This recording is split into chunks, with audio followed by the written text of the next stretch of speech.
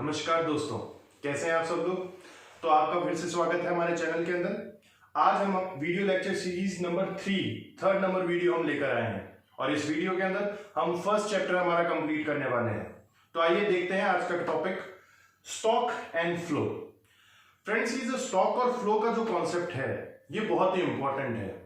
Class 12th के जो बच्चे होते हैं, बोर्ड्स के जो एग्जामिनेशन में अपीयर होने वाले हैं, उनके लिए बहुत इंपॉर्टेंट कॉन्सेप्ट है ये पेपर में काफी बार आ रखा है क्वेश्चन और बच्चे इस इजी टॉपिक पर कंफ्यूज हो जाते हैं। तो आइए आज अपन इसका डाउट क्लियर करते हैं। देखिए, स्टॉक का मतलब क्या होता है। Stock variable refers to that variable which is measured at a particular point of time. Friends, आपको यहां पर ध्यान में देने वाली बात है पर्टिकुलर पॉइंट ऑफ टाइम। बस इस चीज को अगर आपने पकड़ लिया तो आपका स्टॉक का कॉन्सेप्ट क्लियर हो जाएगा। देखिए, स्टॉक का मतलब स्टॉक कैसे मेजर होता है, eight a particular point of time. ये कोई during a period of time में नहीं होता, फ्लो की तरह। अगर मैं स्टॉक की बात करूं कि भाई अभी मेरे पास कितने मार्कर हैं, तो मेरे पास अभी 2 मार्कर हैं, तो ये मेरा स्टॉक है। मैं ये नहीं बोल रहा कि मेरे पिछले महीने जो है 5 मार्कर हुआ करते थे, मेरे पास कल या जो 1 साल पहले या एक 2 साल पहले मेरे पास हजारों मार्कर हुआ करते थे। मैं ये नहीं बात कर रहा। आज की तारीख में eight a particular point of time, आज के डेट में मेरे पास कितने मार्कर हैं, 2। तो ये 2 मेरा क्या हो गया, स्टॉक। तो स्टॉक को मेजर करने के लिए आपको पर्टिकुलर पॉइंट ऑफ टाइम के लिए जाना पड़ेगा। यहां पर आपको पहले का बाद का वो कुछ मतलब नहीं है। अभी कितना है, 2 मार्कर, दैट्स इट, ये आपका स्टॉक है। तो स्टॉक का मतलब variable refers to that variable which is measured at a particular point of time. Guys, इस पॉइंट को, इस सेंटेंस को, ये जो आपका वर्ड है पर्टिकुलर पॉइंट ऑफ टाइम, इसी पर पूरा स्टॉक का कॉन्सेप्ट जो है निर्भर पड़ा है। अगर आपने इस चीज को डिफरेंशिएट कर लिया तो आप स्टॉक और फ्लो में कभी भी कंफ्यूज नहीं होंगे। तो स्टॉक का मतलब एक पर्टिकुलर पॉइंट ऑफ टाइम में, आज की तारीख में मेरे पास कितने पैसे हैं कि 500 रुपए, तो ये स्टॉक हो गया। आज की तारीख में मेरे पास कितने मार्कर हैं, 2, तो ये मेरा क्या हो गया, स्टॉक हो गया। तो पर्टिकुलर पॉइंट ऑफ टाइम में जो मेजर की जाती है वो आपका स्टॉक होता है। अब देखिए, दूसरी तरफ अगर मैं फ्लो की बात करूं तो flow variable refers to that variable which is measured over a period of time. यहां पर आपका मेन वर्ड कौन से हैं, over a period of time. बस इसी चीज को आपको डिफरेंशिएट करना है। स्टॉक के अंदर आपको ध्यान में रखना है पर्टिकुलर पॉइंट ऑफ टाइम और फ्लो के अंदर आपको ध्यान में रखना है over a period of time.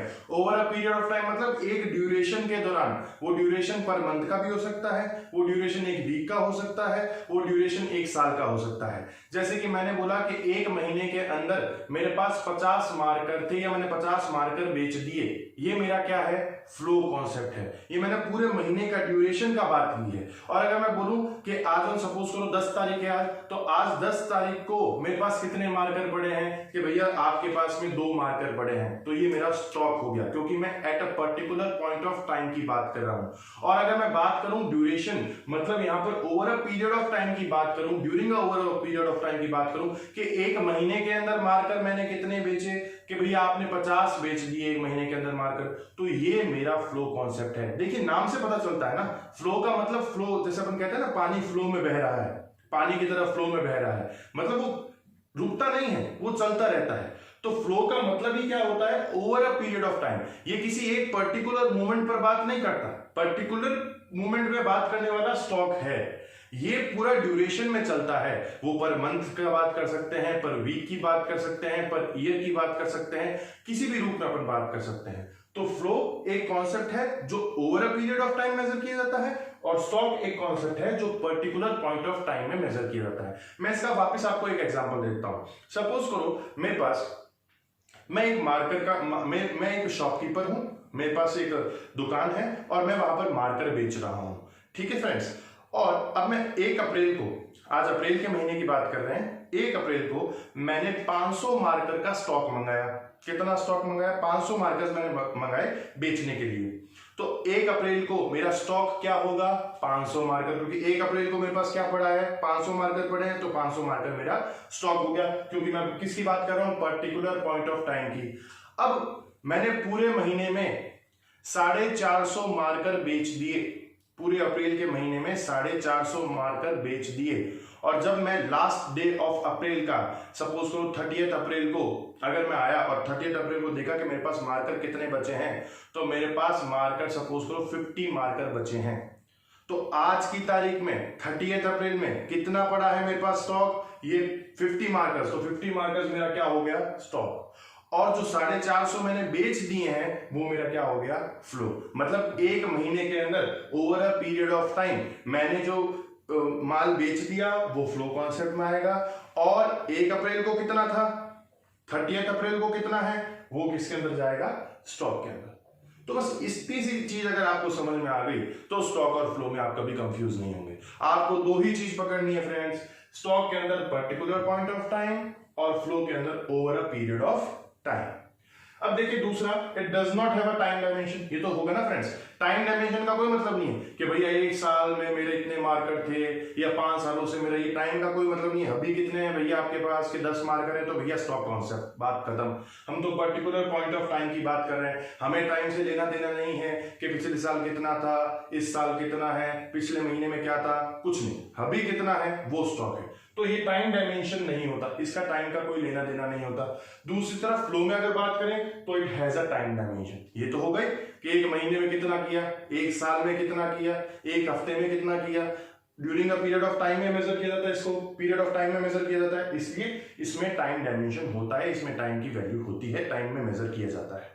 तीसरा, ये स्टैटिक कॉन्सेप्ट है, ये डायनेमिक कॉन्सेप्ट है, ये आपको पता होगा। डायनेमिक जो फ्लक्चुएट होता रहता है, स्टैटिक जो फ्लक्चुएट नहीं हो रहा है। तो ये फ्लक्चुएट नहीं होता तो स्टैटिक कॉन्सेप्ट है, ये एक आपका फ्लक्चुएशन, इसमें चेंजेस होते रहते हैं, इसलिए डायनामिक कॉन्सेप्ट है।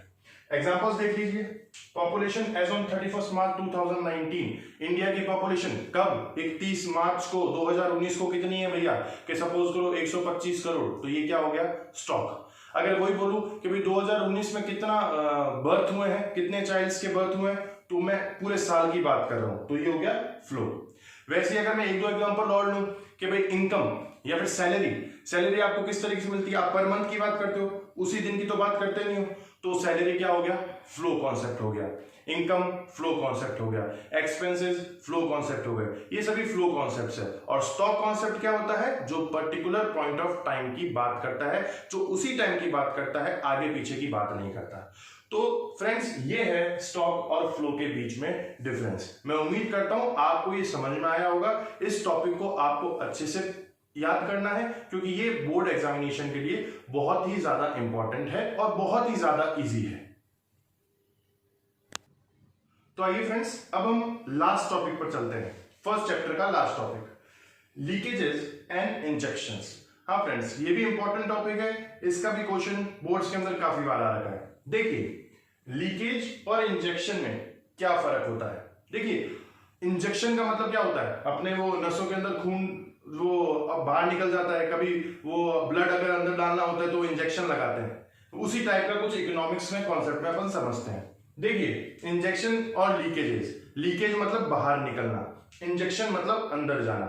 लीकेज मतलब अगर सपोज करो अपने यहाँ पर कुछ चोट लग जाती है तो खून बाहर आने लग जाता है और खून अपने अंदर वाला जो खून होता है वो कम हो जाता है। सेम सेंस में इकोनॉमिक्स में लीकेज का मतलब होता है, it refers to withdrawal of money from the circulation flow. मैंने फ्रेंड्स आपको पिछली वीडियोस में बता रखा है कि सर्कुलेशन फ्लो किस तरीके से चलता है। हाउस होल्ड और फर्म सेक्टर के अंदर जो पैसा है वो घूमता रहता है, सर्कुलेट होता रहता है।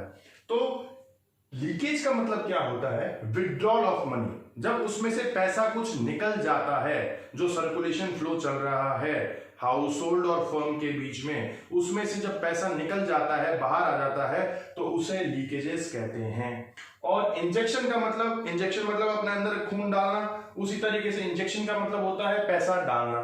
Injection refers to introduction of income into the circulation flow. जो बिजनेस सेक्टर मतलब फर्म सेक्टर और हाउस होल्ड सेक्टर के बीच में जो सर्कुलेशन चल रहा है उसके अंदर इनकम को इंट्रोड्यूस करना, पैसा और आगे लेकर आना और पैसा लेकर आना, जिससे कि क्या हो जाता है, पैसा बढ़ जाता है। जैसे अपने इंजेक्शन लगाते हैं तो खून बढ़ जाता है ना, तो उसी तरीके से इंट्रोडक्शन ऑफ इनकम का, इंजेक्शन का मतलब होता है कि आप जो सर्कुलेशन फ्लो हो रहा है उसके अंदर एक नया इनकम ऐड करना, नए पैसे को ऐड करना, जिससे कि आपका एग्जिस्टिंग सर्कुलेशन बढ़ जाता है, उसे इंजेक्शन कहते हैं।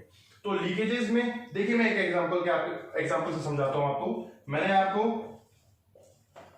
पिछली वीडियोस के अंदर बताया कि हाउस होल्ड और फर्म के बीच में सर्कुलेशन फ्लो कैसे चलता है, मनी फ्लो कैसे चलता है। हाउस होल्ड क्या करता है, कंजप्शन एक्सपेंडिचर करता है, मैंने इसका कॉन्सेप्ट आपको समझा रखा है। और फर्म क्या देती है, फैक्टर पेमेंट देती है। सपोज करो इन्होंने 500 रुपए फैक्टर पेमेंट दिया, फर्म वालों ने हाउस होल्ड को 500 रुपए दिए। अब कंजप्शन एक्सपेंडिचर भी कितना होगा, मैंने बताया था 500 रुपए। ये 500 रुपए इस तरीके से घूमते रहते थे। अब लीकेज का अगर मैं समझाऊं, अगर सपोज करो फर्म ने 500 रुपए दिए और हाउस होल्ड वालों ने क्या किया, 500 में से 100 रुपए उसको निकाल के रख दिए अपनी जेब के अंदर या अपने घर के अंदर अलमीरा में बंद कर दिए। मैं यहां पर बैंक का अज्यूम नहीं कर रहा, बिना बैंक की बात कर रहे हैं। 500 रुपए आया और 100 रुपए मैंने निकाल लिए। अब मैं कंजप्शन एक्सपेंडिचर कितने का करूंगा, अब मैं कंजप्शन एक्सपेंडिचर करूंगा 400 रुपए का। तो देखिए फ्रेंड्स, फ्लो कम हो गया। 500 रुपए का जो फ्लो चल रहा था, अब वो कितने का हो गया, 400 रुपए का। वो 400 रुपए के फर्म के पास आएंगे तो फर्म भी वापस फैक्टर पेमेंट कम ही देगी। तो ये जो 100 रुपए है, आपने क्या किए, इस फ्लो में से निकाल लिए, विड्रॉ कर लिए, तो ये 100 रुपए आपका क्या हो जाता है, लीकेज हो जाता है। ये क्या करता है, आपके सर्कुलेशन फ्लो में आपकी फ्लो को कम कर देता है, आपके पैसे को कम कर देता है, और इस कारण आपका फ्लो क्या हो जाता है, रिड्यूस हो जाता है। दूसरी तरफ अगर इंजेक्शन का मैं आपको एग्जांपल दूं, तो 500 रुपए आपको फैक्टर पेमेंट दिया और 500 रुपए आपने क्या कर दिया, कंजप्शन एक्सपेंडिचर कर दिया। अब आप 100 रुपए कहीं और से लेके आए, कहीं और से 100 रुपए उधार लेकर आ गए, ठीक है। आपके पास 500 रुपए ये थे, 100 रुपए आपने जोड़ लिए। अब आप कंजप्शन एक्सपेंडिचर कितने का करेंगे, 600 रुपए का। देखिए फैक्टर पेमेंट 500 का मिला था, आपने 100 रुपए क्या किया, अपने इनकम में नए ऐड कर दिए, इंट्रोड्यूस कर दिया अपने इनकम के अंदर 100 रुपए, तो वो 600 रुपए बनकर अब कंजप्शन एक्सपेंडिचर कितने का हो गया, 600 रुपए का। अब वापस पेमेंट किस तरीके से होगा, 600 रुपए का। इस तरीके से सर्कुलेशन फ्लो में आपका क्या हो गया, एड ऑन हो गया, पुश ऑन हो गया, 500 से 600 रुपए हो गए। तो ये जो 100 रुपए आपने इंट्रोड्यूस किए, ये 100 रुपए क्या है, इंजेक्शन। तो लीकेज का मतलब विड्रॉल ऑफ मनी, इंजेक्शन का मतलब इंट्रोडक्शन ऑफ मनी। तो ये गाइस अपने आज इस फर्स्ट चैप्टर के टॉपिक्स पूरे होते हैं। मैं उम्मीद करता हूं कि आपको सभी ये टॉपिक समझ में आए होंगे। ये बहुत इंपॉर्टेंट टॉपिक है, आप इसको अच्छे से रिवाइज करिएगा। टिल देन, गुड बाय, नमस्कार।